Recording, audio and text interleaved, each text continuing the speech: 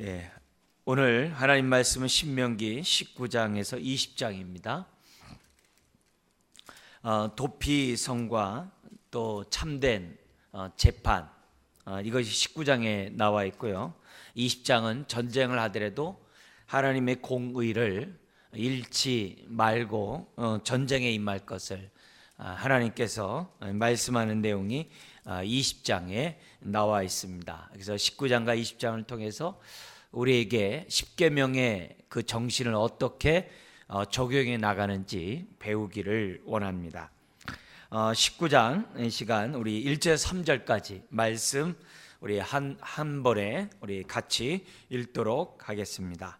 내 하나님 여호와께서 이 여러 민족을 멸절하시고 내 하나님 여호와께서 그 땅을 내게 주심으로 내가 그것을 받고 그들의 성읍과 가옥에 거주할 때 내 하나님 여호와께서 내게 기업으로 주신 땅 가운데에서 새 성읍을 너를 위하여 구별하고 내 하나님 여호와께서 내게 기업으로 주시는 땅 전체를 새 구역으로 나누어 길을 닦고 모든 살인자를 그 성읍으로 도피하게 하라.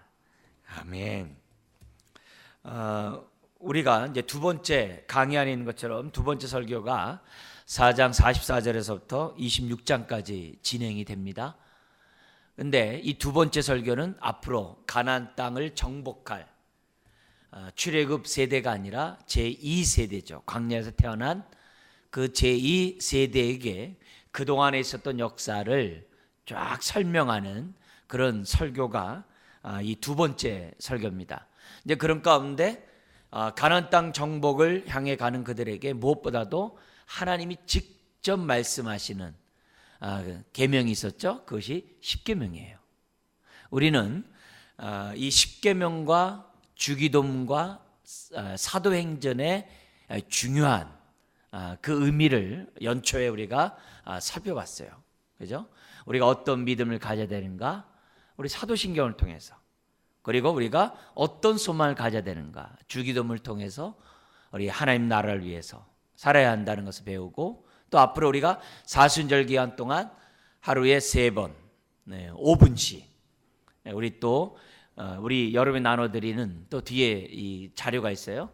거기에 따라서 주기도문에 따라 기도를 하자고 했어요. 그게 뭐냐면은 우리가 어떤 하나님 나라에 대한 소망을 가져야 될지 알려주는 거거든요. 그 다음에 또 하나가 뭐냐면 사랑이죠. 어떻게 하나님 사랑 이웃 사랑하느냐, 십계명이거든요.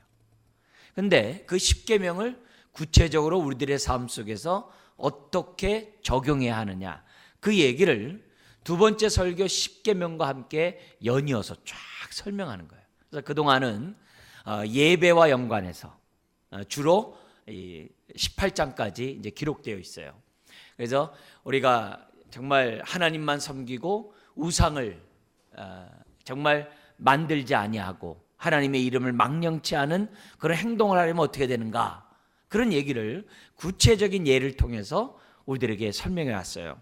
이제 그런 가운데 이 19장에서부터는 이웃과의 관계에서 어떻게 하나님 사랑에 그 힘입어서 우리가 이웃 사랑을 할 수 있는가. 그래서 십계명의 그 이웃 사랑에 관한 그 말씀을 삶 속에서 어떻게 구체적으로 적용해야 하는지. 오늘 이 도피성에서는 이제 살인하지 말라는 그 계명을 어떻게 우리들이 적용해야 되는지를 이 도피성을 통해서 여러 예들이 이제 막 나오지 않습니까? 그런 것들을 이제 살인하지 말라는 계명과 함께 어떻게 적용해야 되는지, 만약에 살인했을 때 그 살인 문제를 어떻게 해결해야 되는지, 이런 얘기들을 19장에서도 쭉 설명을 해요. 자, 그런데 미리 여러분들에게, 우리 신약을 살아가는 저와 여러분들이고 산상수훈을 알고 있어요.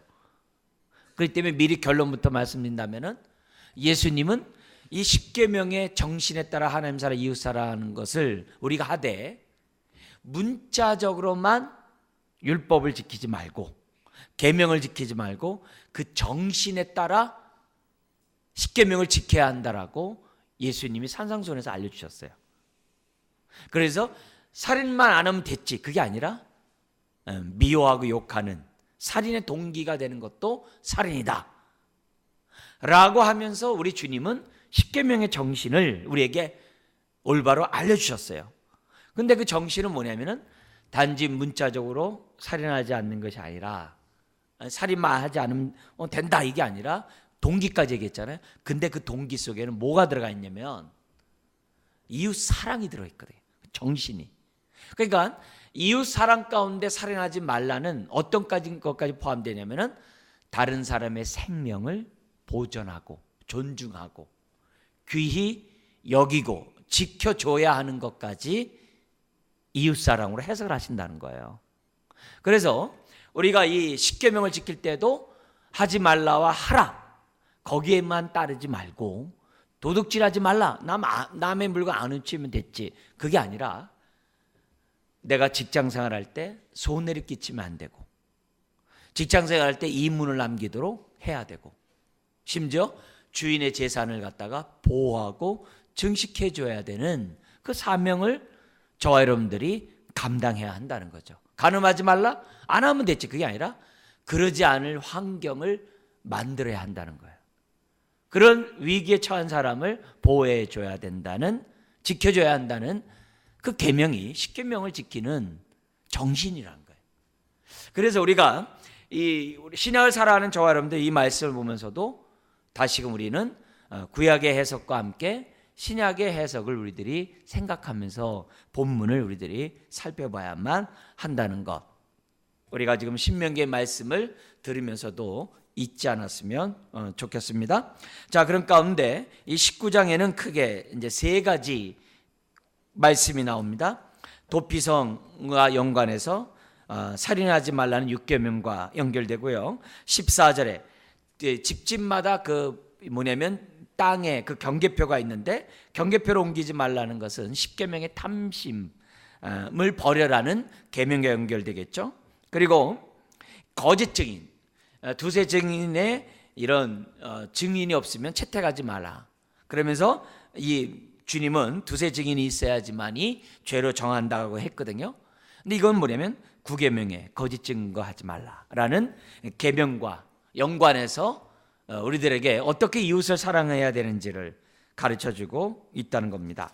자, 이미 신명기나 출애굽기, 민수기에서 도피성에 대한 말씀을 이미 했기 때문에 그런 얘기들은 다 생략하도록 할게요.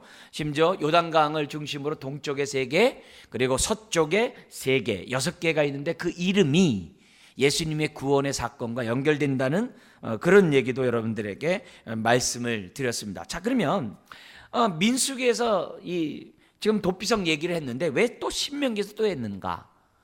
다른 게 아니라 민수기는 뭐냐면 요단강 동쪽에 두 지파 반을 위해서 3개의 도피성을 만들어 놓은 거고, 지금 여기 신명기는 뭐냐면 요단강 서쪽, 이제 가나안 땅, 그들이 정복해야 될 가나안 땅에 들어가면 그들이 뭘 만들어야 한다는 거예요? 똑같이 3개의 도피성을 만들어야 하기 때문에 지금 이 19장에 서쪽으로 들어가거든, 가나안 땅에 들어가거든 너희들은 도피성, 동쪽처럼 도피성 3개를 만들어 놓으라고 지금 시기적절한 그런 권면이죠.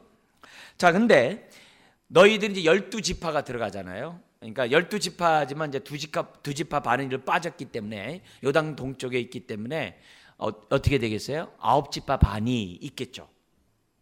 근데 이 9지파 이 반을 갖다가 거의 이제 3지파씩 이제 땅이 이제 나눠지게 되는데 그 지역에 3구역으로 나눠 가지고 3구역에 하나씩 도피성을 설치할 것을 지금 1절부터 3절에 이제 설명하고 있습니다.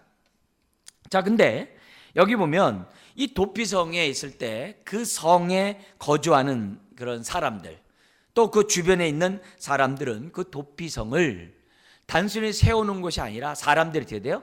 잘 도망갈 수 있도록, 또 잘 도피할 수 있도록 돌뿌리 하나 걸려서 넘어지지 않도록. 왜? 가기 바쁜데 막 길이 막 울퉁불퉁하고 돌뿌리 있으면 어렵잖아요. 그러지 않고 어떻게 돼요? 그 길을 잘 닦아놓을 것을 3절에 설명합니다. 그죠? 3구역으로 나누어 길을 닦고 모든 살인자를 그 성읍으로 도피하게 하라, 이렇게 권면되어 있어요. 그래서 뭐냐면 정당한 재판 없이 사람들을 함부로 생명을 경시하는 함부로 보복하는 그런 일이 생겨나지 않도록 우리 하나님께서 도피성을 만들어 주셨다는 거죠. 자, 근데 두 가지는 나눠요. 그 도피성을 피했었는데 둘을 가려내야 돼요. 도피성 가려내야 되는데 어떤 사람이냐면은 부지 중에 사람을 살인한 사람과 의도적으로 살인한, 고의적으로 살인한 사람을 가려내야 돼요. 가려내야 됩니다. 그래서 고의로 살인한 사람은 정당한 재판에 따라서 사형 원고를 받아야 되는 거고, 반면에 부지 중에 사람을 죽였다라고 인정된 사람은 정당한 재판을 받고 그 사람은 어떻게 돼요? 살아날 수 있어요. 근데 그 성읍에서 언제 나올 수 있느냐? 무죄하더라도 언제 나올 수 있느냐? 무죄가 재판이 딱 떨어진다 나오면 안 돼요. 왜냐하면 그런 사실을 갖다가 사람들이 다 어떻게 해야 돼요? 모를 수 있거든요. 나는 이제 재판에서 나는 재판받아 무죄라고 했기 때문에 난 상관없다 거리를 활보하다가 피해 보복자가 있거든요. 그 보복자 어쨌든 그가 살인한 것을 본 사람이라든지 그와 연관된 친인척 친구라든지 이런 사람이 어떻게 돼요? 그 사람이 죽였다는 얘기를 들었기 때문에 만약에 그 사람을 활보한다면 어떻게 돼요? 그 사람 죽는 거거든요. 그래서 언제 나오냐면 대제사장이 죽을 때, 대제사장이 죽을 때 일괄적으로 사람들이 석방이 되는 거예요. 석방이 돼가지고, 그러니까 사람들이 대제사장이 죽으면 어떻게 되는 거예요? 아하, 도피성에 있는 살던 사람들이 다 해방이 되는구나. 이게 구약의 마인드예요. 신약에서는 뭐예요? 대제사장이신 주님이 죽으니까 어떻게 돼요? 다 온 인류가 죄에서 석방되는구나. 그 개념을 지금 구약에서부터 이제 우리들에게 이제 가르쳐주고 있다는 거죠. 그래서 한 예를 갖다가 4절부터 10절은 부지 중에 살인한 사람, 11절 13절은 고의 중에 지금 살인한 사람에 대한 얘기가 나옵니다. 그러면서 6절 7절에 보면 이 도피성을 갖다가 어디다 해야 되냐면 사람들이 어떻게 돼요? 이 가운데 어느 정도 도피하기 쉬운 그 중심에, 세 지역의 중심에 해야 된다는 그런 명령을 얘기하고 있는데요. 그 이유가 6절에 있어요. 끝에 보면 뭐냐면 그 피를 보복하는 자의 마음이 복수심에 불타서 살인자를 뒤쫓는데 그 가는 길이 멀면 그를 따라 잡아 죽일까 하노라. 여기 뭐냐면 사람이 정말 이 부지 중에 예를 들어서 나물 패다가 도끼 날이 빠져가지고 뭐 그런 일 있잖아요. 그죠? 도끼 장자 뺄 때 빠져나가는 일 많잖아요. 빠져나가서 사람을 죽였단 말이에요. 근데 같이 일하던 사람들이 그것을 봤어요. 그럼 보면 그 사람은 어떻게 돼요? 그 사람을 죽여야 돼요. 그래서 하나님의 공의의 심판자가 자기가 그 순간 돼야 돼요. 왜냐하면 그 순간에 그를 죽이지 않으면 그 사람의 핏값을 그걸 본 사람이 찾겠다고 그랬거든요. 그러니까 이 사람은 자기가 살기 위해서라도 사람을 죽인, 도끼날을 빠뜨린 그 사람은 반드시 죽여야만 하는 거예요. 그 사람을 성경에서 지금 뭐라고 그래요? 피의 보복자라고 한 거예요. 그래서 죽여야 되기 때문에 이 사람은 어떻게 돼요? 남을 도끼날로 실수 죽였지만 거기서 꺼이꺼이 울고 있다가 그냥 자기도 죽는 거거든요. 그때는 난 고의였어 하고 어떻게 돼요? 빨리 도망가야 되는 거거든요. 근데 이게 이 도피성도 해가 저물면 도피성 문이 잠겨요. 그러면 피해 보복자에 의해서 죽을 수밖에 없는 그런 일들이에요. 그러니까 해 떨어지는 그 상황의 모습들 한번 가만히 보세요. 성들마다 한쪽에서는 돌 가지고 쫓아오는 사람이 있고 도망가는 사람이 있고 문은 닫히려고 그러고 상황을 보세요. 그런 일들이 그 당시 도피성 주변에서는 아주 일상 가운데 벌어질 수 있는 그런 상황이었다는 거예요. 그래서 어쨌든 고이든 저가든 우선 죽인 사람은 어떻게 돼요? 내가 부지 중에 죽였어도 우선은 도피해야 돼요. 정당한 재판을 받을 수 있을 때까지 도피를 해야 한다는 것을 우리들이 해요.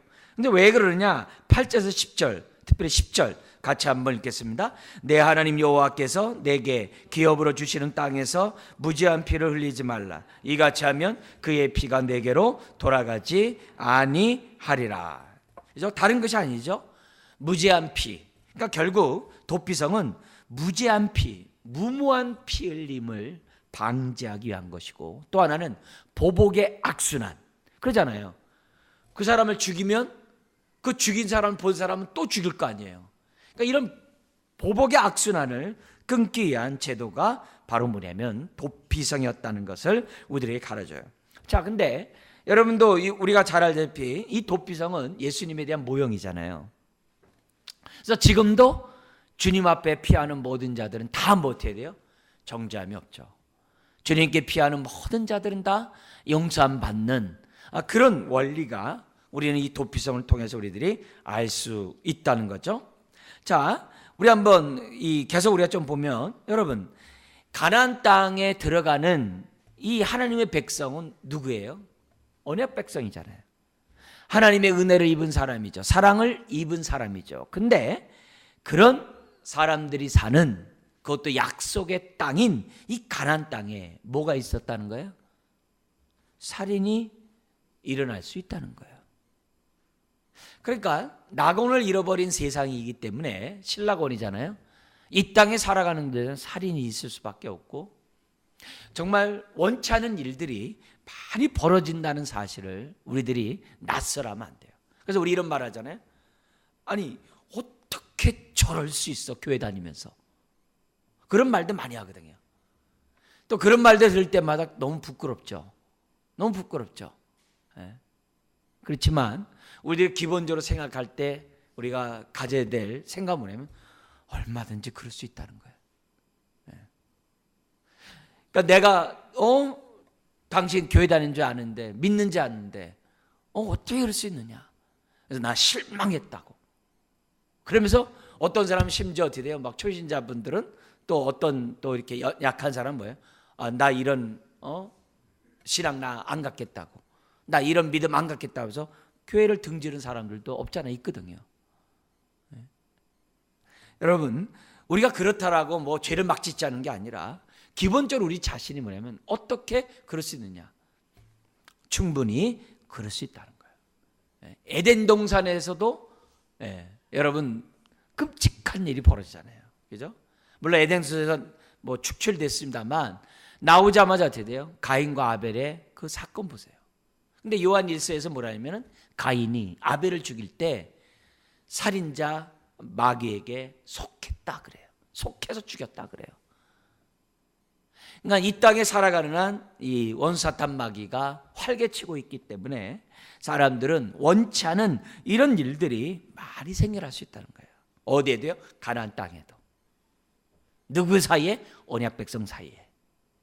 얼마든지 이런 상처를 주는 일들이 많이 있을 수 있다는 것을 기본적으로 우리들이 마음을 이렇게 넓게 가져야 돼.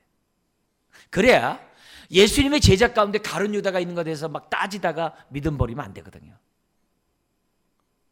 예수님의 제자 가운데 어떻게 가룟 유다가 있냐고 하면서 예수님 저 뭔가 가르침에 문제가 있는 거 아니냐. 아니에요.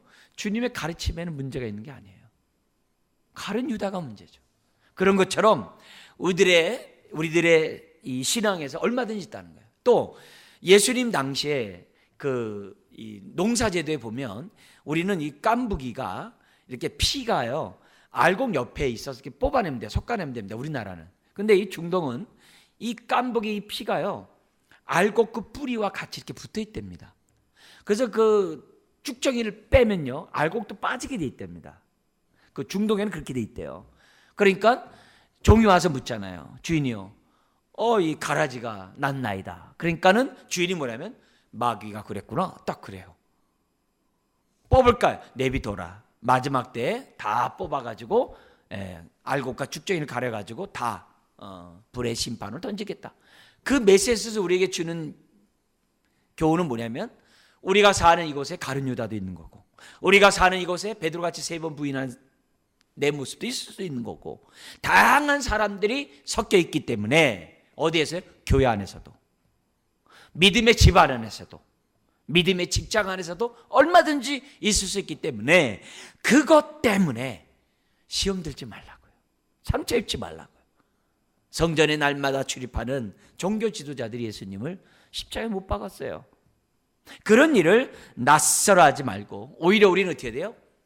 하나님, 가나안 땅에서도 살인이 있다면 주님, 내가 이런 신앙생활 가운데서도 얼마든지 내 자신 또한 잘못될 수 있다는 것을 알고 하나님, 내 내면을 정결케 하시고 내 내면이 항상 깨어있는 하나님의 사람 되게 하여 주옵소서. 은혜를 덧입는 인생 되게 해달라고 오히려 우리 마음을 전신갑주로 이렇게 딱 무장하는 것이 지혜롭다라고 말씀드릴 수가 있다는 거죠. 여러분, 살인했다고 해서 무조건 사형 온도를 내리는 것은 바람직하지 않고 그 동기를 하나님은 지금 뭐예요? 살피라고. 그래서 생명을 경시하는, 함부로 대하는 그런 일을, 심지어 누구예요? 살인자라 할지라도 그 사람의 생명을 함부로 다루는 그런 일이 없도록 해야 한다는 거죠. 그래서 우리나라에 지금 이제 살인 없애자, 뭐냐면 사형을 없애자고 많이 얘기합니다만, 과거에 우리 불과 얼마 전만 해도 많은 사람들이 무죄로 판명되잖아요. 이미 죽었는데. 그런 일들이 자양되는 건 뭐예요? 바로 여기에 정신에 안 맞는 거죠. 생명을 존중해야 하고 소홀히 여기지 말라고 하는 하나님의 교훈에 맞지 않는 거죠. 우리의 기독교인들이 인권을 존중하고 옹호하는 그런 정신, 그리고 다른 사람들의 생명을 보호하려고 하는 이런 정신이 바로 살인하지 말라고 하는 적극적인 그 계명 순종에 있다는 것을 저와 여러분들은 잊어서는 안 됩니다. 오늘날도 보면은 고의로 살인하는 사람들이 많이 있죠. 그리고 심지어는 고의로 자살을 부추기는 사이트도 많다고 해요. 이제 안타까운 것은 뭐냐면은 지금 이렇게 영화나 어떤 이런 데 보면은 너무 이렇게 사람 죽이는 이런 것들이 너무 쉽게 해요. 네. 너무 쉽게 막 사람들을 갖다 이렇게 죽이는 그런 일들이 막 영화에 이렇게 막 나와요. 하나의 작품을 위해서 이렇게 하는 건 좋을는지 모르지만, 자기 생각인지 모르지만, 우리 꼭 그렇게 해야지만 이렇게 전달되는 거 아니잖아요.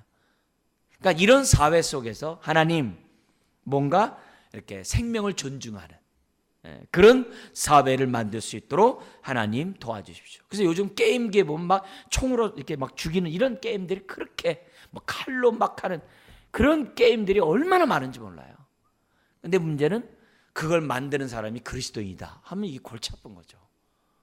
골치 아파요. 돈을 벌기 위해서 자기가 그렇게 잔인하게 하는 게임을 만든다고 한다면 얼마나 많은 사람들이 그것 때문에 정말 생명이 경시되는 그런 일이 있냐 이게. 그래서 이탈리아의 한 마을에는 이런 작정들을 했답니다. 그 마을 사람들이 그렇게 이제 막 기네스북에 그러니까 사람들이 막 이렇게 막 칭송할 정도로 막 유명한 동네가 있대요. 한 400명 사는 그 동네라고 하는데 그 동네 사람들이 인상 찌푸린 사람이 없다는 거예요. 그래서 왜 그러냐면은 그 동네 사람들이 작정을 했답니다. 늘 만나는 우리 동네 이웃이지만 처음 만나는 사람처럼 행동하게 주옵소서. 그 기도 제목이었대요, 그 마을에. 그래가지고 집 나와가지고 사람 만나면 처음 만난 사람처럼 안녕하세요 머리 세면서 아주 이렇게 친절하게 되어 있다는 거예요. 그러니까 마을 전체가 아주 그런 아주 해피한 그런 동네로 아주 이렇게 인정받았다고 이렇게 글이 있더라고요. 그러니까 그런 걸 보면 오늘 우리들의 모습이 하나님 정말 사람의 인격을 존중하고 생명을 존중하는 우리 하나님의 이 정신을 우리가 배우게 하여 주옵소서. 우리가 생각해야 한다는 거죠. 자, 그리고 두 번째 우리가 살펴봐야 될 것은 탐심하지 말라는 우리 14절입니다. 14절에 보면 뭐냐면 같이 한번 읽겠습니다. 내 하나님 여호와께서 내게 주어 차지하게 하시는 땅 곧 내 소유가 된 기업의 땅에서 조상이 정한 내 이웃의 경계표를 옮기지 말지니라. 여러분, 같은 하나님 믿는 자손들끼리도 지금 뭐예요? 땅 따먹게 하고 있는 거예요. 경계표를 갖다 자고 일어나면 옮겨놓는 거예요. 그러지 말라는 거죠. 왜 그런 거예요? 지금 모세가 뭐예요? 이미 가나안 땅에 들어가기 전에 있는 그 이스라엘 백성의 본심을 아는 거예요. 그들 가운데 탐심이 있다는 것을 지금 모세는 알고 있는 거예요. 알고 미리 지금 뭐예요? 교훈하는 거예요. 너희들이 가나안 땅에 들어가서 땅 분배를 받을 텐데 경계표를 옮기지 말라. 옛날에는 말뚝 박아놓고 그랬잖아요. 그죠? 그거 옮기지 마라. 왜요? 이미 모세는 어떻게 돼요? 하나님 모세를 통해 얘기하는 거죠. 너희들 안에 탐심이 있느니라. 여러분, 아까 말씀과 똑같아요. 어떻게 하나님의 땅에서 하나님의 백성이 서로 이웃 사랑해야 될 그 사람들이 경계표를 옮길 수 있냐 이게요. 근데 어떻게 옮길 수 있냐? 그러면 안 돼요. 얼마든지 옮길 수 있다는 거예요. 우리가 옛사람을 벗어버리지 않고 새 사람을 덧입지 않는 한 우리는 어떻게 돼요? 저를 비롯한 우리 모두는 항상 움켜잡을 수밖에 없는 저와 여러분이라는 사실을 잊어서는 안 돼요. 저는 아니에요. 그렇게 하면 안 돼요. 그런 나를 인정을 해야 돼요. 그래야 남들이 어떻게 돼요? 경계표를 옮길 때 어떻게 돼요? 시험이 안 들어요. 시험이 안 들어요. 그것 때문에 뭐예요? 칼부림 나질 않아요. 왜요? 그 안에 있는 그 탐심이 그를 그렇게 만들었다는 걸 알기 때문에 이해가 돼요. 이해가 돼요. 분노로 맞대응하고 그러지 않는다고. 그래서 여러분, 같은 식구 형제가 여러분의 돈을 갖다가 가져갔어. 그때 싸우지 말고 막 저하지 말고 뭐 해야 돼요? 탐심이 그를 이끌었구나 이렇게 생각하면 한 테프만 늦추면 마음의 여유가 생겨요. 내가 죄 짓는 행동들을 안 할 수 있다는 거예요. 그러지 않고도 얼마든지 맞대응 얼마든지 할 수 있다는 거예요. 사람들에게는 이처럼 이렇게 경계표를 옮기고 싶어하는 그런 탐심이 사람들에게 있다는 거예요. 그래서 저나 여러분들이 이런 거 모습을 볼 때마다 또 그렇게 행동하는 사람마다 하나님, 나에게 경계표를 옮기려고 하는 탐심을 죽여주시니 감사합니다. 주님, 내가 그렇지 않고 그렇게 행하지 않고 내가 은혜로 살아가게 하시니 감사합니다. 저 영혼을 불쌍히 여기시고 저 영혼을 아버지 하나님 은혜로 베풀어 주옵소서. 오히려 그렇게 기도하고 오히려 그렇게 축복하는 이런 자세를 갖는 것이 이웃사랑이라는 거죠. 정죄하고 비판하고 막 빼앗아오고 막 이런 것들은 우리가 뭐냐면 언약 하나님 사랑하는 언약 백성으로서의 다 합당한 태도가 아니라는 것 우리에게 얘기하는 거죠. 여러분, 가나안 땅에도 도둑이 얼마든지 있어요. 가나안 땅에도 얼마든지 탐욕을 옮겨가는 사람이 있어요. 우리 지하 2층에 우리 헬름통이 있는데 아이들한테 풍선 만들 때 쓰는 헬륨통이에요. 곳에 누가 또 집어가 버렸어요. 그 지하 2층 그거 혼자 들고 올라가기 힘들거든요. 돈이 되니까 또 집어가는 거예요 또. 그러니까 참 이게 눈 뜨고도 코 베어 간다고 가져갈 게 없어서 교회 걸 가져가요. 그죠? 그러니까 이런 모습에서 우리가 볼 때 얼마든지 그럴 수 있는 거예요. 얼마든지. 사람들이 어떻게 돼요? 교회 것도 막 영역을 침범해가지고 가져간다고. 그러니 뭐 다음에 옆에 거 그거 아무것도 아니에요. 근데 저와 여러분들은 어떻게 이웃사랑하고요? 경계표를 지켜줄 뿐만이 아니라, 그죠? 빼앗지 않는 게 아니라 지켜줄 뿐만이 아니라 그 사람이 어떻게 돼요? 상대방이 손해보지 않도록 함께 공동의 노력을 해야 하는 것이 저와 여러분들의 자세라는 것을 주님은 지금 우리들에게 가르쳐주고 있다는 거죠. 그래서 우리가 타인의 재산을 존중히 여겨주는, 그래서 직장생활할 때도 우리가 최선을 다해서 일해줘야 되는, 일해야 해서 이문을 남겨야 되는 이런 모습을 저와 여러분들에 대해서 우리가 가질 태도는 거죠. 여러분, 우리가 사업을 하더라도요, 이웃을 생각하고 사업하면 더 좋을 것 같아요. 그리고 개업을 하더라도 옆에 점포들을 생각하면서 개업하는 게 중요할 것 같아요. 왜냐하면 여러모로 내가 하는 것 때문에 다른 사람에게 이렇게 피해를 주는 것이 없는지 이런 것들을 생각하는 마음들이 저와 여러분들이 가져야 될 그런 자세라는 것을 주님이 알려주는 거예요. 그리고 15절부터 21절 우리 한번 모습을 보면 이웃에게 해를 끼치는 또 하나가 뭐가 있냐면 경계표를 옮길 것과 함께 15절부터 21절은 위증하는 거예요. 거짓 증언하는 거예요. 뭐 지금 우리 재판 형국이니까 잘 모르겠어요. 이게 뭐냐면 자발적인 기업의 투자냐, 이렇게 기부냐, 아니면 이렇게 해서 한 저거냐 이런 것 때문에 이제 재판이 지금 이제 벌어지고 있잖아요. 이제 그런 모습이에요. 그때 재판에 나온 사람들이 이제 뭐냐면 진실말을 말해야 되는데 진실말 말하면 어떻게 돼요? 그냥 쇠고랑 차니까 어떻게 돼요? 다 위증하잖아요. 이 답답함을 우리가 많이 받는데요. 어쨌든 여기서 주님이 딱 그러는 거예요. 거짓 증인하는 자를 뭐하냐? 아예 제거해버리래요. 무슨 말이죠? 그래서 15절에 이렇게 얘기합니다. 같이 한번 읽어볼까요? 사람의 모든 악에 관하여 또한 모든 죄에 관하여는 한 증인으로만 정할 것이 아니요 두 증인의 입으로나 또는 세 증인의 입으로 그 사건을 확정할 것이며 그만큼 공평하라는 거죠.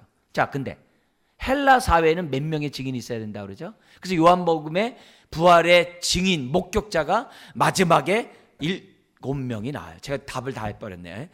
거기 몇 명이 나와요? 7명이 나와요. 그러니까 헬라 사람들은 뭐예요? 7명의 증인이 있어야 된다 그래요. 그만큼 사람들이 어떻게 돼요? 간교하게 술을 쓰고 아주 사람들이 어떻게 돼요? 위증으로서 사람들을 무고한 사람들을 넘길 수 있기 때문에 그렇게 했다는 거죠. 그래서 사도 바울 같은 경우는 그 당시 시민권을 갖고 있었거든요. 이 시민권자는 누구에게 자신의 재판을 맡길 수 있냐면 황제에게 맡길 수 있는 권한이 있었다고 그래요. 그래서 로마에 간 거거든요. 무죄함에도 불구하고 황제 앞에 예수를 전해야 되기 때문에 간 거거든요. 그만큼 우리가 뭐냐면 세상에는 위증이 난무한 것을 우리가 잘 알아요. 그래서 이 말은 뭐예요? 함부로 정죄하지 말라는 거예요. 단죄하지 말라는 거죠. 아이, 저 사람 쇠고랑 찼네. 저 사람 나쁜 사람. 그러지 말라. 그렇게 함부로 하지 말라. 재판이 끝날 때까지 함부로 단죄하지 말라는 거예요. 그리고 16절부터 19절은 뭐냐면 만일 위증한 자가 있으면 제사장과 재판장 앞에서 재판을 받고 그 형제에게 위증한 그 형벌대로 갚아주래요. 이 말은 뭐냐면 우리는 뭐냐면 항상 공동체에서 확인해야 돼요. 그래야 재판정에서 얘기할 거 아니에요. 당신이 저 사람이 이렇게 했다는 거 맞느냐 하니까 제가 봤습니다. 근데 또 물어보는 거죠. 그 봤는데 그럼 당신과 저 사람의 관계가 이해관계가 있어서 위증한 거 아니냐? 여러 가지를 다 보면서 진범을 가려내는 그 공동체의 검증을 받아야 한다는 거예요. 자, 근데 그 다음 말 20절에서 21절 같이 한번 읽겠습니다. 20절서부터 같이 한번 19절부터 읽겠습니다. 그가 그의 형제에게 행하려고 꾀한 그대로 그에게 행하여 너희 중에서 악을 제하라. 그리하면 그 남은 자들이 듣고 두려워하여 다시는 그런 악을 너희 중에서 행하지 아니하리라. 내 눈이 긍휼히 여기지 말라. 생명에는 생명으로, 눈에는 눈으로, 이에는 이로, 손에는 손으로, 발에는 발로이니라. 그러니까 결국 이런 공정한 재판을 통해서 뭐예요? 이웃에게 해하는 자들을 무슨 말이죠? 너희 중에서 악을 제하라. 이 말씀을 적용하려는 저와 여러분들 어떻게 돼요? 하나님 항상 진실만을 말하게 해 주옵소서. 에베소 4장 25절에 날마다 새 사람을 더듬는 삶이 어떤 삶이냐? 제일 처음이 그거잖아요. 거짓말하지 말고 진실을 말하라. 그렇게 얘기하거든요. 그래서 우리는 항상 손해를 보더라도 진실을 말하는 사람이 돼야 한다는 것 우리에게 얘기를 해요. 동시에 하나님 남들을 함부로 정죄하거나 단죄하지 않도록 하나님 도와주십시오. 그런 것들이 우리들에게 이제 필요하다는 거죠. 그러나 중요한 건 뭐냐면 이렇게 위증한 자들에 대해서 어떻게 하냐? 그 악을 제거하래요. 그래서 교회에는 뭐가 있냐면 당회가 있고 권증이 있는 거예요. 그럼 교회에서 왜 이렇게 권증을 갖다가 하는가? 다른 게 아니에요. 교회의 거룩성을 보존해야 성령이 운행하시거든요. 교회의 거룩성이 있을 때 성령이 역사하거든요. 그래서 교회의 거룩성을 위해서 우리가 뭐냐면 이 권증이 있어야 하거든요. 다른 게 아니죠. 그래서 교회의 거룩함 속에는 또 모두 포함돼요. 말씀을 거룩하게 보존하고 말씀을 보존해야 되잖아요. 그리고 교회 공동체가 거룩해야 돼요. 그래서 초대교회 때 어떻게 돼요? 아나니아 삽비라가 더럽힌 거 어떻게 돼요? 성령님이 그냥 아주 그냥 죽게 했잖아요. 아나니아 삽비라 부부를. 왜요? 교회의 거룩성을 유지하기 위해서 하나님이 이렇게 한다. 교회의 거룩성이 오염되지 않도록 교회에 권징이 있어야 한다는 거죠. 자, 근데 성경에는 또 이런 얘기 있어요. 권징의 목적이 또 뭐가 있냐면 범죄한 자들을 회개하여 살리도록 하기 위해 권징이 있어야만 한다는 거예요. 그러니까 살리기 위해서 또 뭐냐면은 이 권징을 갖다 하는 그 목적이 성경에는 나오고 있는 것을 봐요. 그러니까 우리가 제거해야 될 것들은 제거해야 되지만 또한 어떻게 돼요? 살려야 될 것은 살리는 것이 성경에 나오고 있습니다. 자, 그럼 오늘 우리 신명기 19장을 통해서 우리가 다시 한번 정리할 것은 이겁니다. 하지 말라가 능사가 아니라 적극적으로 우리가 할 수 있는 것을 하라는 거죠. 살인하지 말라, 그게 우리가 안 하면, 살인만 안 하면 되는 게 아니라 우리는 어떻게 돼요? 다른 사람의 생명을 존중하고 보존해주는 그 역할을 저와 여러분들이 해야 한다는 거죠.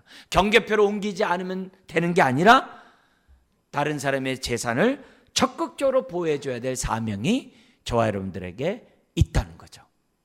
그래서 오늘 이런 메시지를 보면서 오늘 나의 모습을 보는 거죠. 우리의 모습을 보는 거고 교회의 모습을 보는 거죠. 주님은 계명을 지킬 때 적극적으로 할 것을 우리들에게 요청하고 있거든요.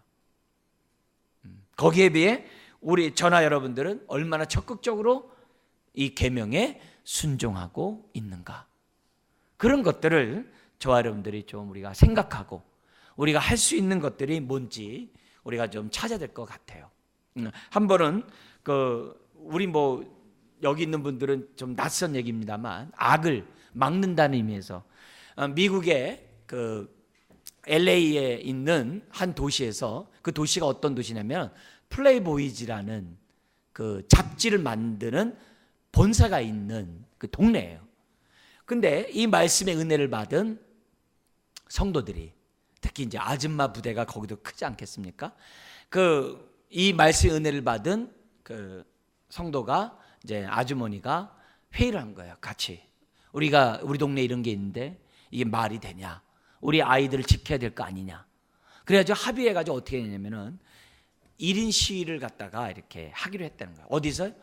그걸 파는 서점 앞에서 학교 등하굣길에 서 있기로 한 거예요. 그러면 동네 아줌마가 서 있기 때문에 애들이 그냥 지나간다는 거예요. 와도 지나간다는 거예요. 그래서 계속 서 있다는 거예요. 그러니까 어떻게 돼요? 상점 주인이 싫어하겠죠. 많은 다툼도 있겠죠. 근데 이제 뭐예요? 한 사람이 아닌 게 아니라 믿는 사람들이 자꾸 늘어나서 하다 보니까 나중에 어떻게 되면 그 서점에서 어떻게 돼요? 그 잡지를 다 치우게 되는 거예요. 왜요? 아예 안 들어가 버리니까, 그 앞에 서 있으니까. 그래서 결국은 그 공장이 다른 데로 이전을 했답니다. 그러니까 그 교회는 어떻게 한 거예요?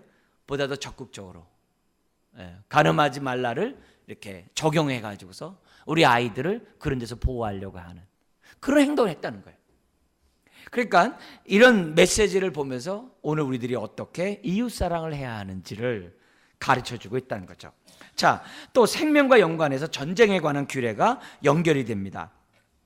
전쟁할 때 주의해야 할 사항인데요, 이미 출애굽기 이런 데서는 전쟁은 여호와께 속한 것이니 우리 하나님은 우리와 앞서 싸우시니, 이런 것들이 이미 우리가 다 배워놨습니다. 근데 여기서는 뭐냐면 생명 존중과 연관해서 우리가 이 20장을 좀 짧게 우리가 살펴보려고 합니다. 여기 보면 전쟁할 때 주의사항인데요, 먼저 이 두 가지를 우리에게 1절부터 9절에서 가르쳐 줍니다. 첫 번째는 뭐냐면 1절에서 4절인데요. 두려워하지 말라, 이거예요. 두려워하지 말라. 왜냐? 1절에 보니까 여호와께서 함께 하시는데, 어떤 여호와예요? 애굽 땅에서 너희를 인도하신 하나님, 그 전능하신 하나님이 너와 함께 하지 않냐, 그렇게 얘기를 해요. 앞으로 이제 가나안 정복을 해야 하잖아요. 그 당시 가나안 족속은요, 군사력이 이스라엘보다 더 압도적으로 우세했어요. 그래서 겉으로만 보면 되게 두렵게 돼 있어요. 그러니까 그들에게 말하라. 너희들 전쟁할 때마다 전쟁은 여호와께 속한 것이고 여호와는 애굽에서 건진 분이기 때문에 그분이 너와 함께 하니까 가나안 정복을 두려워하지 말라, 이 얘기예요. 그리고 2절부터 4절에는 뭐냐면 전쟁할 때마다 제사장이 그 군인들 앞에서 반드시 기억나게 상기시키는 말씀이 있다는 거예요. 그게 뭐냐? 제사장이 뭐냐면 다른 게 아니라 우리 놀라지 말라. 왜냐? 4절 같이 한번 읽어볼까요? 너희 하나님 여호와는 너희와 함께 행하시며 너희를 위하여 너희 적군과 싸우시고 구원하실 것이라 할 것이며. 그래서 우리나라도 마찬가지예요. 전쟁할 때 군목이 기도합니다. 지금 저기 뭐냐면 공수특전단이라고 있어요. 이렇게 막 이 낙하산 타고 이 저기 적 깊숙한 곳에 후방에 아주 이렇게 들어가가지고 교란하는 그런 군인들이 있어요. 아주 용맹스러운 사람들이죠. 근데 그 사람들이 이렇게 낙하산 훈련 받을 때 누가 반드시 동승하냐면 군목이 반드시 동승을 해요. 그래서 군목이 그 비행기에서 뭐냐면 기도를 합니다. 그 기도가 끝나는 게 아니라 그 사람이 제일 먼저 뛰어내려요. 그 목사가 제일 먼저 뛰어내립니다. 그러면 처음 이 낙하산 타는 사람이 뭐예요? 줄져서 뛰어내린다는 거예요. 베테랑이 뛰어내리는 게 아니라 군목이 제일 먼저 뛰어내린다는 거예요. 뭐 부대마다 차이가 있는지 모르겠습니다만 제가 아는 군목은 그렇게 하고 있더라고요. 왜 그러냐니까 이 20절 때문에, 20장 때문에 그렇다는 거예요. 뭘 하든지 간에 항상 어떻게 돼요? 제사장이 기도하라고 그러지 않았냐? 알려주라고 하지 않았냐? 그래서 그렇게 한다는 거예요. 그래서 지금도 전쟁에 미군들이 저 중동 지역에 나가 있잖아요. 거기 군목들 많이 가 있어요. 예.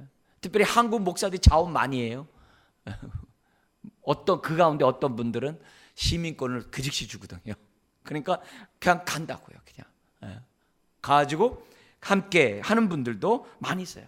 근데 이렇게 하는 이유는 다른 게 아니라 눈으로 봤을 때는 가나안이 강대하고 군사력이 크지만 전쟁은 누구에게 속해 있다는 거예요? 하나님께 속해 있기 때문에 두려워하지 말라 이게. 이건 오늘 우리하고 똑같아요. 우리가 지금 앞으로 불확실한 이 미래를 살려려면 어떻게 돼요? 맨 부정적인 보고만 나와요. 그죠? 예? 앞으로 10년만 되면은 기독교는 반토막 난다. 그래서 교회는 빚을 지고 있는 교회는 다 문 닫을 거다. 맥키런 보고서. 그리고 뭐 앞으로 뭐 20 몇 년만 가면 국민연금이 다 지금 없어지고 밑바닥 날 거다. 뭐 맨 이런 얘기들. 뭐 전쟁이 날 거다. 맨 이런 얘기만 나와요. 그러나 우리가 이럴 때마다 저와 여러분들이 기도할 것은 뭐예요? 함께 두려워하는 게 아니라 하나님이 우리와 함께함을 믿고 두려움 가운데 있는 사람들을 어떻게 위로하고 어떻게 그들을 격려하고 어떻게 그들을 하나님을 바라보게 할까? 이게 우리들의 사명인 줄 믿습니다. 그래서 어려울 때 그냥 우리가 먼저 한숨 쉬는 게 아니라 그런 사람에게 우리는 어떻게 믿음으로 나가야 될까요? 이렇게 하는 게 저와 여러분들이 가져야 될 태도잖아요. 왜? 우리 왕 같은 제사장이잖아요. 지금 여기 2절부터 4절이 뭐예요? 제사장은 이런 일 하라고 했거든요. 그래서 우리가 어떻게 돼요? 서로 이런 일을 하도록 도와줘야죠. 우리가 서로 어떻게 살아? 염려하지 마. 하나님 함께 하잖아. 이렇게. 예? 아멘? 예, 우리 그렇게 해야 한다는 거죠. 예? 지금 오늘부터 우리 사순절 하면서 성경 읽기 쓰기 하잖아요. 지금 다 넋놓고 있거든요. 그냥 훅 지나가거든요. 이번 주요. 대부분. 근데 그게 아니라 우리가 서로 하는 거죠. 우리 성경 읽었어요. 암송했어요. 썼어요. 우리가 해야죠. 누가요? 이 자리에 있는 여러분들이. 그래도 수요일날이라 나오는 여러분들이 하자고 해야 하지. 그래야 서로 격려가 될 거 아니겠어요? 여러분의 부서, 여러분의 타락 해가지고 우리 합시다. 이렇게 했어요? 이렇게 문자라도 좀 보내고. 예. 그런 모습들이 우리들이 해야 되는 거죠. 그 다음에 두 번째는 뭐냐면 전쟁할 때 기본 원리는 두려워하지 말 뿐만 아니라 정신무장된 헌신된 군사가 전쟁에 나가도록 해야 한다는 거예요. 그게 5절부터 9절이에요. 왜 그러느냐? 다른 게 아니에요. 전쟁하는데 적합하지 않은 사람이 가면 어떻게 돼요? 사기를 꺾거든요. 그래서 전쟁에 임할 수 없는 자들이 누구냐? 5절에 나와요. 5절에서부터 쭉 나오는데 이 8절까지 나오는데 다른 거 아니에요. 새 집을 졌는데 낙성식 하지 않은 사람, 포도를 만드는데 과실을 먹지 않은 사람, 약혼했지만 결혼하지 못한 사람, 또 마음의 8절에 허약하고 두려워하는 사람 나가지 말라 이게요. 우린 기도원의 300용사 알잖아요. 전쟁은 숫자가 아니라 하나님께 있거든요. 여기서 뭐예요? 하나님이 함께함을 믿는 자들만 전쟁에 나가도 된다는 거예요. 이 말씀을 저와 여러분들에게 지금 주는 이 메시지는 디모데후서 2장에 보면 하나님이 우리를, 저와 여러분들을 뭐로 불렀냐? 군사로 불렀대요. 그래서 우리는 육신으로는 군대 안 갔다 온 여성분들도 많이 있지만 우리가 영적으로는 우리 여성분들도 다 뭐예요? 하나님의 군사인 줄 믿습니다. 전신갑주를 입지 않으면 안 돼요. 다 입어야 될 군사예요. 군사. 우리들의 싸움 때문에 우리 가정이 승리하는 거고, 이 사회가 승리하고 이 민족이 승리할 줄 믿습니다. 그러니까 우리는, 저와 여러분들은 다 뭐예요? 군사로 부름받았대요. 모든 성도들은. 그렇기 때문에 군사들은 뭐 하지 않으면 안 돼요? 이렇게 무장되지 않으면 안 돼요. 그래서 뭘 입으라? 전신갑주를. 우리 교회 성경 우리 32절 외워야 될 4개 구절 가운데 하나가 전신갑주 입으라가 저 사무실 문 앞에 딱 있어요. 그래서 저 문 열 때마다 전신갑주 입어라 이렇게 해야 된다고. 그래서 우리가 해야 돼. 더구나 마지막 마태복음 28장에 하늘과 땅의 모든 권세를 가지신 주님 우리를 보냈다 그랬어요. 내가 볼지어다 세상 끝날까지 너희와 함께 있겠다라고 주님 하셨거든요. 그렇다면 저와 여러분들이 어떻게 돼요? 전쟁에 합당한 자로 저와 여러분들이 준비해야 될 줄 믿습니다. 육적인 전쟁만 우리가 보는 게 아니라 영적인 전쟁에서도 마찬가지거든요. 그래서 전쟁할 때 기본 원리, 하나님이 함께한 것을 믿고 너희들이 어떻게 돼요? 담대한 자, 이 믿음을 갖고 있는 사람들만 전쟁에 임하게 할 걸 지금 말씀하고 있어요. 그 다음 페이지 한번 보세요. 여기 보면 10절에서 18절에 기본 지침이 있어요. 전쟁할 때 뭐냐면 10절에서 11절은 뭐냐면 먼저 화평을 뭐예요? 선언하래요. 화평을 선언하래요. 그래서 왜냐면 근데 여기서 말한 이 얘기는 뭐냐면 왜 화평을 선언하냐면 전쟁은 뭐냐면 싸워서 이렇게 쟁탈할 목적이 아니거든요. 약탈할 목적이 아니거든요. 근데 여기서 화평을 청하는 성읍은 어떤 성읍이냐면 하나님의 약속의 땅으로 준 땅을 말하는 게 아니라 그 주변에 있는 많은 성읍들을 말해요. 가나안 땅이 아니라 그 주변에 있는 많은 족속들과 전쟁할 때는 먼저 평화를 선정하래요. 그럼 평화가 뭐냐? 와서 우리에게 항복하고 조공을 바치라는 거예요. 그게 11절 같이 한번 읽겠습니다. 그 성읍이 만일 화평하기로 화답하고 너를 향하여 성문을 열거든 그 모든 주민들에게 내게 조공을 바치고 너를 섬기게 할 것이요. 약탈이 목적이 아니라 화평이 목적인 것을 우리들에게 보여주는 거예요. 이미 그 당시 이민족들은요 전쟁 왜예요? 약탈하려고 하는 거거든요. 그게 목적이 아니라는 거죠. 목적이 아닌 거죠. 자, 그러면서 12절부터 18절 만약에 평화를 거부하면 어떻게 되느냐? 딱 그렇게 돼 있어요. 12절부터 15절 약속의 땅의 족속의 성읍이 아닐 경우, 하나님이 주신 땅이 아닐 경우 뭐냐면 남자만 죽이고 그 외에는 다 살리라고 그래요. 근데 16절 18절 가나안 땅에 있는 족속의 경우 어떻게 돼요? 다 죽이래요. 왜요? 죄에 대한 심판이지만 그 이유가 18절에 나와요. 같이 한번 읽겠습니다.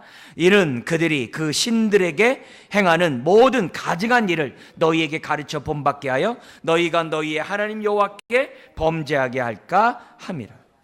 왜요? 이미 출애굽한 이후로 이스라엘 백성이 얼마나 우상 숭배를 많이 했는지 몰라요. 이걸 잘 알았기 때문에 가나안 땅에 들어가면은 우상 숭배한 것은 눈에 뻔해요. 그러니까 가나안 족속을 어떻게 돼요? 진멸하라고 지금 말하고 있는 거예요. 그리고 가나안 땅은 어떤 땅이에요? 신정 국가거든요. 하나님이 통치하는 국가였거든요. 그러니까 그곳에 모든 악은 모양이라도 버려야 했던 거죠. 그러나 가나안 땅 외에 다른 지역에 있는 사람들에게 어떻게 돼요?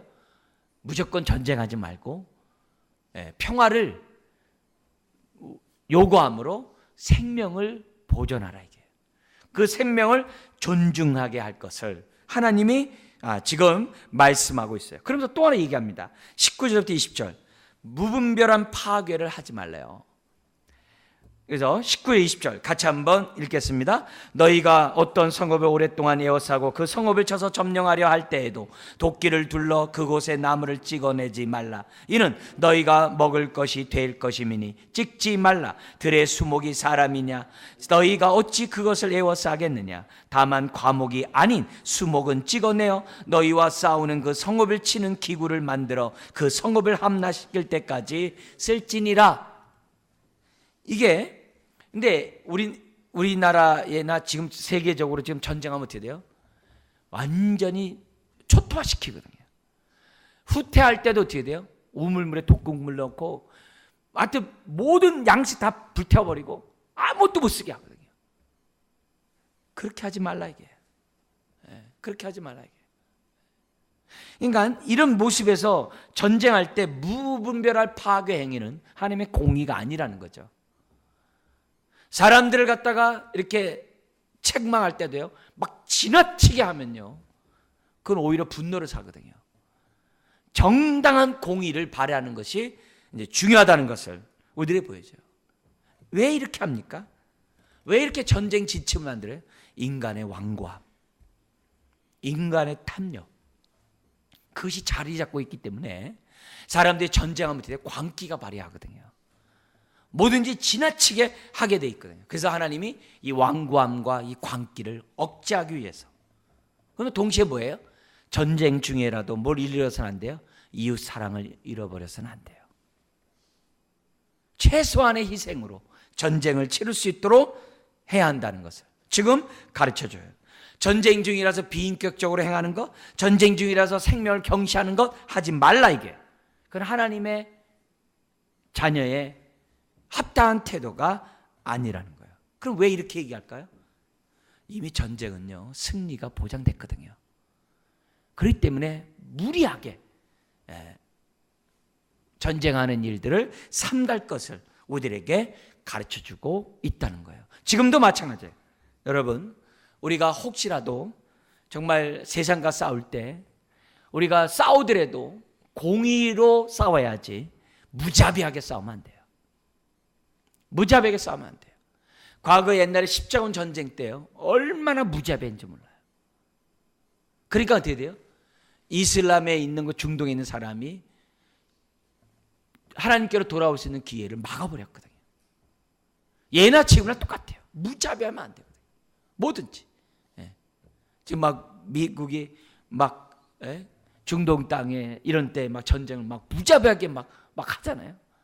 그랬을 때 뭐예요? 9.11 테러 이런 것들이 막 돌아오게 되는 거잖아요. 그러니까 여러모로 오늘 우리들이 이런 메시지 속에서 전쟁 중에서라도 생명을 존중하고, 전쟁 중에서라도 사람의 인격을 존중하고, 전쟁 중이라서도 자비를 잃지 않는 이런 태도. 여러분, 심지어 우리의 원수에 대해서도 예수님 뭐라고 그래요? 70번씩 몇 번 용서하래요? 7번이라도. 우리 예수님은 신약에서 용서하라고 그래요. 그렇다면 오늘 우리가 이웃사랑 가운데 특별히 이런 오늘 이 살인하지 말라는 이 생명 존중의 말씀을 어떻게 지금 확대하면서 적용하는지 생각하고, 주여 이 지혜가 우리들에게 있어서 말씀을 들을 때마다 이렇게 적용해 나갈 수 있는 지혜를 우리에게 허락해 주옵소서. 그래서 말씀대로 살아감으로 하나님 사랑, 이웃 사랑을 구체적으로 실천하는 우리 모두 되게 하여 주옵소서. 우리 기도하는 이 밤이 되시길 주의 이름으로 축원합니다. 기도하겠습니다.